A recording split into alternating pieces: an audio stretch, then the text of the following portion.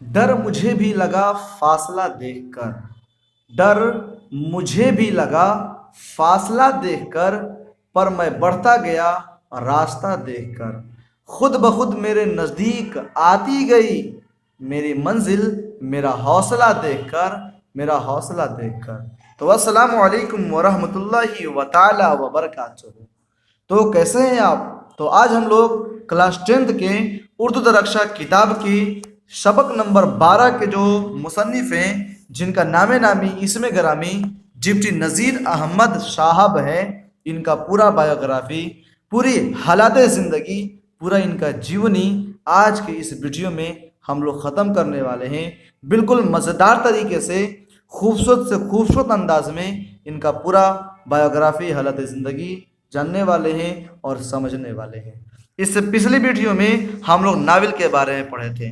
देख सकते हैं यहाँ पर जो हेडिंग है, ये जो नावल, उसके बारे में पूरी खूबसूरत तरीके से और एकदम सलीके और तरीके के साथ पूरे इस पाठ को पूरे अच्छे से तरीके से, नावल को पूरे तरीके से ख़त्म किए थे।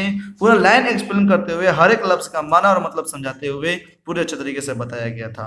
उस वीडियो को अगर नहीं देखे होंगे तो उस वीडियो को ज़रूर से ज़रूर देखें, ताकि एक वीडियो में आपको नावल के बारे में पूरे अच्छे तरीके से मालूमात मालूम हो सके। ठीक है, मालूमात पूरे तरीके से जान सकें।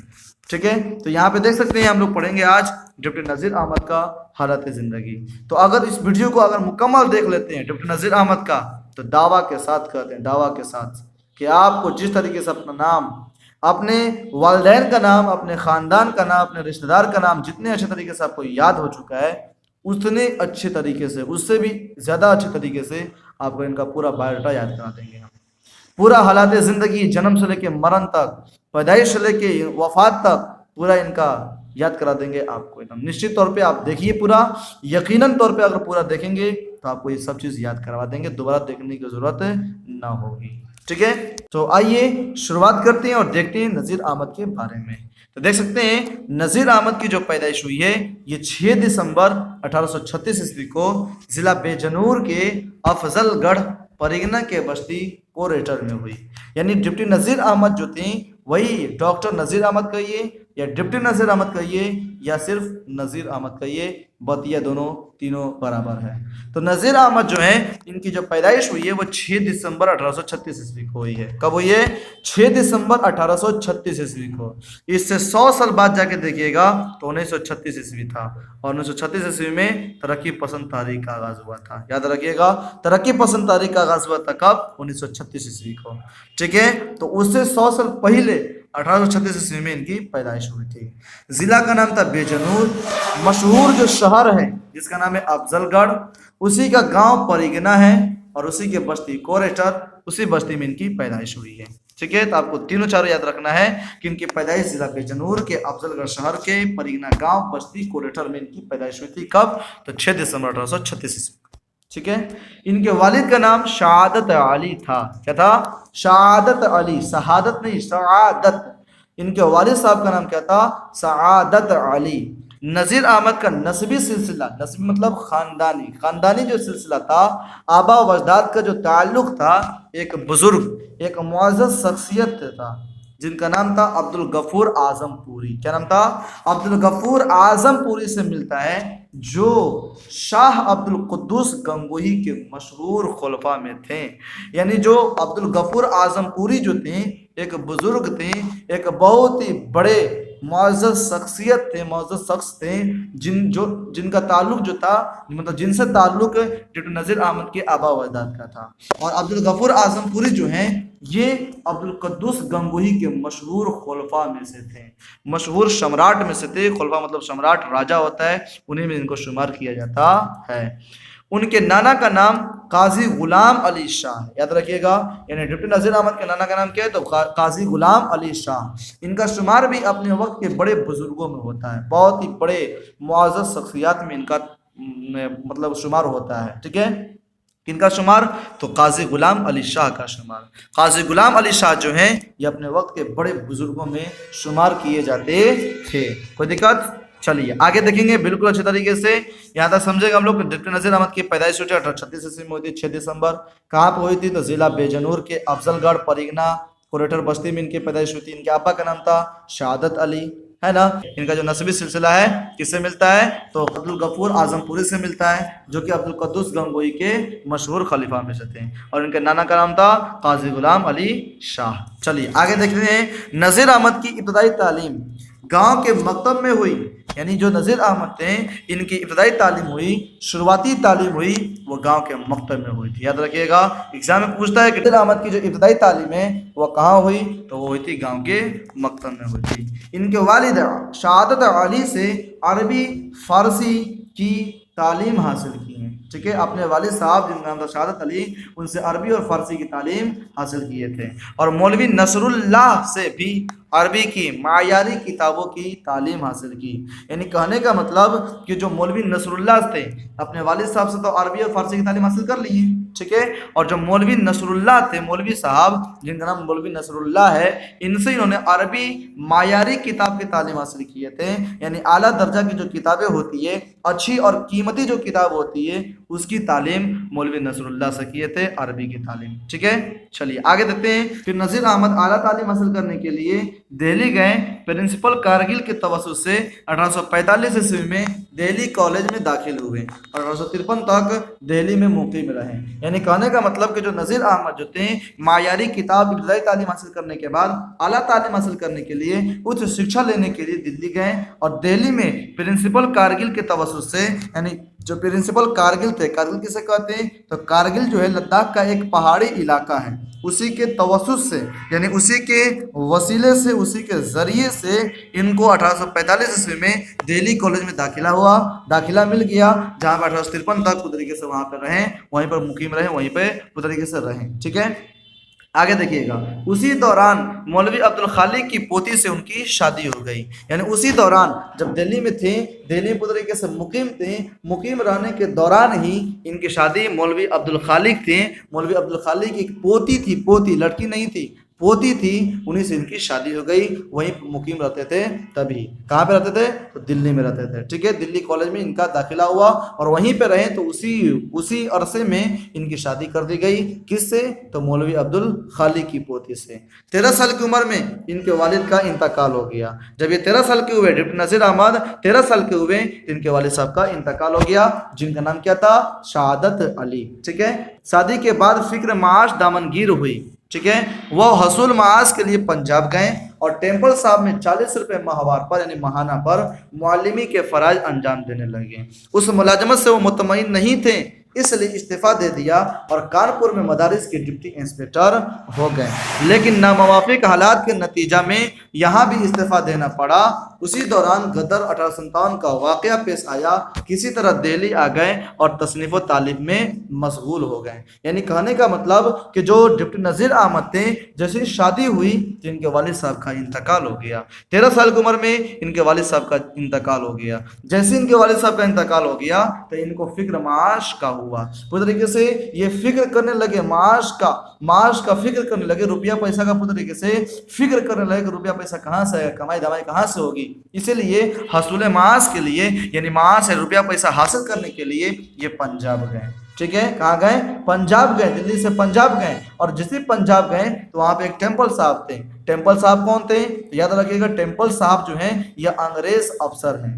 कौन है, अंग्रेज अफसर, जो बरतानवी हुकूमत में हिंदुस्तान में तालीमी व इंतज़ामी खिदमत अंजाम देते थे। कौन, टेम्पल साहब देते थे। तो ये अंग्रेज अफसर थे। उस समय अंग्रेजों का बोलबाला था, जानते ही 1845 ईस्वी में।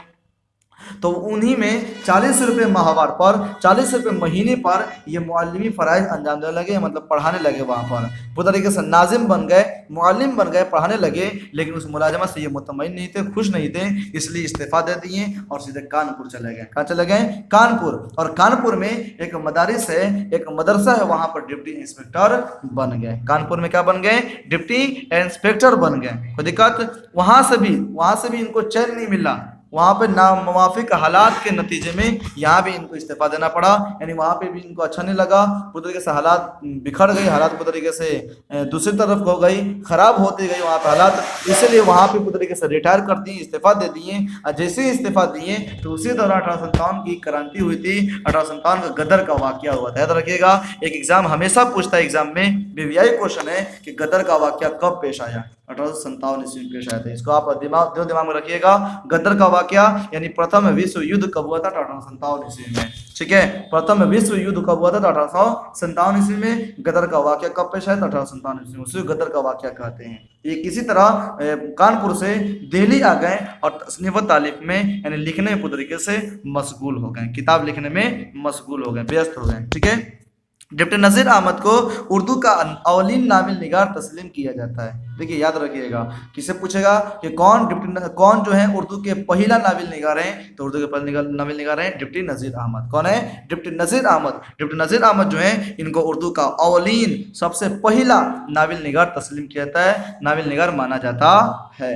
ठीक है, मिरतुल उरूज की अशात, इनका पहला जो नाविल है वह है मिरतुल उरूज। इससे पिछले वीडियो में हम लोग जाने थे, इससे पिछले सबक में जाकर देखिएगा, पिछले वीडियो में तो पूरे अच्छे तरीके से हम लोग जाने थे कि मिरतुल उरूज जो है ये पहला नाविल है जिसको लिखने वाले डिप्टी नज़ीर अहमद हैं। इसकी अशात जो हुई थी, ये जो शायद हुआ था, प्रकाशित हुआ था, तो ये 1869 ईस्वी में छपा था, 1869 में। इस नाविल के दो किरदार अकबरी और असगरी अब भी जिंदा किरदार हैं, यानी इसमें दो किरदार अकबरी और असगरी जो हैं इनका नाम अभी भी जिंदा है। ठीक है, उसके बाद 1872 ईस्वी में उनका नाविल नबातुन नास शाई हुआ। यानी कहने का मतलब कि पहला नाविल है मिरतुल उरूज जो 1872 में शाई हुआ, दूसरा नाविल है नबातुन नास के नाम से जो कि 3 साल के बाद शाई हुआ 1872 ईस्वी में। ठीक है, 1872 ईस्वी में 3 साल के बाद छप दिए, 3 साल के बाद उसको प्रकाशित कर दिया, जिसका नाम था नबातुन नास।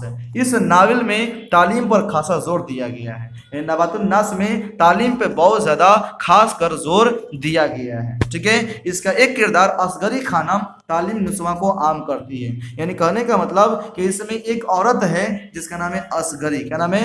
असगरी। ये पूरी तरीके से तालीम को पूरी तरीके से तालीम नुस्वा जो असगरी खानम है, असगरी खानम ये तालीम नुस्वा को आम करती है, यानी औरतों या लड़कियों की तालीम पर पूरी तरीके से जोर देती है। औरतों और लड़कियों की तालीम के लिए पूरी तरीके से सरगर्दा रहती है। कौन? तो असगरी खानम। कौन से नाविल में? तो नबातुन नास के नाविल में। कब शाही हुआ? 1872 ईस्वी में। तौबतुन नसूह की अशात 1877 में हुई थी। याद रखिएगा, तीसरा जो नाविल लिखे थे उनका नाम था तौबतुन नसूह। पहला नाविल का नाम क्या है? तो पहला नाविल का नाम है मिरतुल उरूज जो 1872 में शाही हुआ था। दूसरा का नाम है नबातुन नास जो 1872 में शाही हुआ था, और तीसरा का नाम है तौबतुन नसूह जो कब शाही हुआ था? 1877 ईस्वी में। सिंपल सा है, कोई भारी नहीं है, कोई ज्यादा पूरी तरीके से मुश्किल काम नहीं है, बहुत आसान है। ठीक है, फनी एतबार से तौबतुन नसूह कदर बेहतर है, यानी फनी एतबार से देखेंगे, हंसने हंसाने के एतबार से देखेंगे तो तौबतुन नसूह बहुत ज्यादा बेहतर है। ठीक है, नसूह आलम जो है ये ख्वाब में हश्र का नक्शा देखता है। जो इसमें एक किरदार है नसूह आलम, ये ख्वाब में, सपना में एक हश्र का नक्शा देखता है जिसमें नफ्सी नफ्सी का आलम होगा, हश्र बर्पा होगा ना क़यामत के दिन, तो उसी का नक्शा देखता है। यही ख्वाब उसके ज़िंदगी में इस्लाही इनकलाब का बायस होता है। वो जब हश्र का नक्शा देखता है कि हम सब लोग अल्लाह के सामने हैं, सभी लोग पूरी तरीके से एक जगह इकट्ठा हैं, मतलब इन पूरी तरीके से क़यामत आ चुकी है, हश्र का मैदान बर्पा हो चुका है, तो वही ख्वाब, यही जो ख्वाब देखता है, सपना देखता है, वो उसकी ज़िंदगी का इस्लाह बन जाता है और इस्लाही इनकलाब के बायस होता है। पूरी तरीके से वो नेक राह पे आ जाता है। ठीक है, ये तीसरा तक नाविल हो गया। चौथा नाविल है फसाने मुब्तला। क्या नाम है? फसाने मुब्तला जो 1885 ईस्वी में शाही हुआ था। इब्नुल वक्त नज़ीर अहमद के नाविलों में सबसे अहम है। जो पांचवा नाविल है वही इब्नुल वक्त। चौथा नाविल का नाम है फसाने मुब्तला जो 1885 ईस्वी में शाही हुआ था। पांचवा है इब्नुल वक्त। क्या नाम है? इब्नुल वक्त।